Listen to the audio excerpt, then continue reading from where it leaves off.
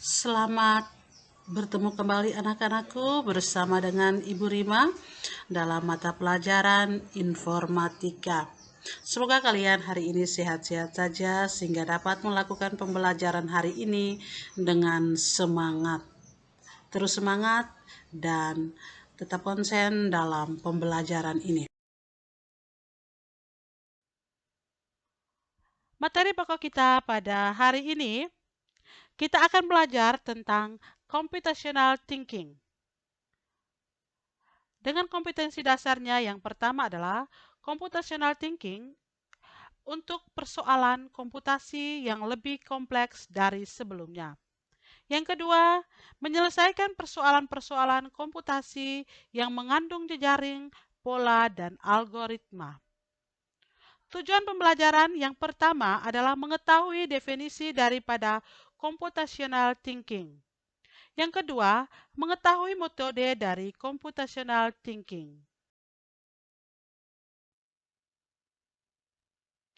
Sekarang kita masuk pada materinya tentang computational thinking atau berpikir komputasi. Berpikir komputasi adalah teknik pemecahan masalah yang sangat luas wilayah penerapannya. Computational thinking ini melatih otak untuk berpikir secara logis, terstruktur, dan kreatif. Akhirnya muncul sebuah pertanyaan, apa itu computational thinking? Computational thinking adalah metode berpikir yang dipakai seorang programmer ketika dia menulis sebuah program. Ya, di sini juga ada beberapa metode berpikir komputasi. Di antara lain yang pertama adalah discapacity, yaitu kemampuan memecahkan data, proses atau masalah kompleks menjadi bagian-bagian yang lebih kecil atau menjadi tugas-tugas yang mudah dikelola. Metode yang kedua adalah parent recognition, yaitu kemampuan untuk melihat persamaan atau bahkan perbedaan pola, tren, dan keteraturan dalam data yang nantinya akan digunakan dalam membuat prediksi dan penyajian data. Yang ketiga adalah abstraksi. Abstraksi ini adalah melakukan generalisasi dan mengidentifikasi prinsip-prinsip umum yang menghasilkan pola, tren, dan keteraturan tersebut. Dan yang berikut adalah algoritma desain. Di sini dia mengembangkan petunjuk pemecahan masalah yang sama secara step by step, langkah demi langkah, tahapan demi tahapan, sehingga orang lain dapat menggunakan langkah atau informasi tersebut untuk menyelesaikan permasalahan yang sama. Sekarang kita masuk pada karakteristik berpikir komputasi. Ya, karakteristik berpikir komputasi yang pertama adalah mampu memberikan pemecahan masalah menggunakan komputer atau perangkat lainnya. Yang kedua, mampu mengorganisasi dan menganalisa data. Yang ketiga, mampu melakukan representasi data melalui abstraksi dengan suatu model atau simulasi. Yang keempat, mampu melakukan otomatisasi solusi melalui cara berpikir algoritma. Yang kelima, mampu melakukan identifikasi, analisa, dan implementasi solusi dengan berbagai kombinasi langkah, cara, dan sumber daya yang efisien dan efektif. Dan karakteristik yang keenam atau karakteristik yang terakhir yaitu mampu melakukan generalisasi solusi untuk berbagai masalah yang berbeda.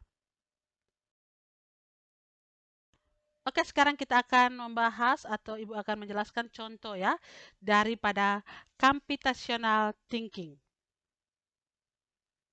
Bagaimanakah pengorganisasian atau cara mengenali dan mengklarifikasikan organisme secara efektif dan efisien? Ini dia menggunakan metode. Kalau dia menggunakan metode decapsulation itu, maka dia melihat dengan cara yang berbeda. Bagaimana organisme itu dapat diklasifikasikan. Misalnya dengan membagi organisme tersebut berdasarkan habitatnya.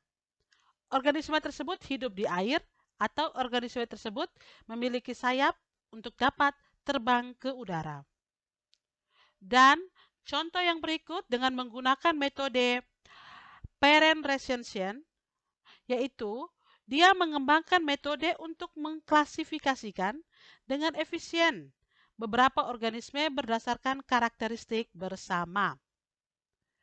Contoh yang ketiga dengan menggunakan metode abstraksi, yaitu dia dapat menentukan berapa lama waktu yang dibutuhkan untuk mengklasifikasikan beberapa organisme berdasarkan metode ini. Dapat membantu Anda untuk memprediksi beberapa banyak pertanyaan atau klasifikasi yang dibutuhkan untuk mengklasifikasikan semua organisme yang diketahui. Dan yang berikut, metode yang berikut dalam contoh ini adalah algoritma desain, ya. Pada bagian ini Anda bisa mengembangkan algoritma, tetapi Anda mungkin berpikir cara lain yang lebih efisien untuk mengklasifikasikan organisme di luar metode yang digunakan dalam kegiatan ini. Anak-anakku, materi kita pada hari ini telah selesai. Jadi sebelum kita mengakhiri pembelajaran hari ini, Ibu memberikan kalian tugas ya, yang mana pada hari ini kita masuk pada LKPD 3. Ingat, tugas ini dikerjakan dengan sebaik-baiknya.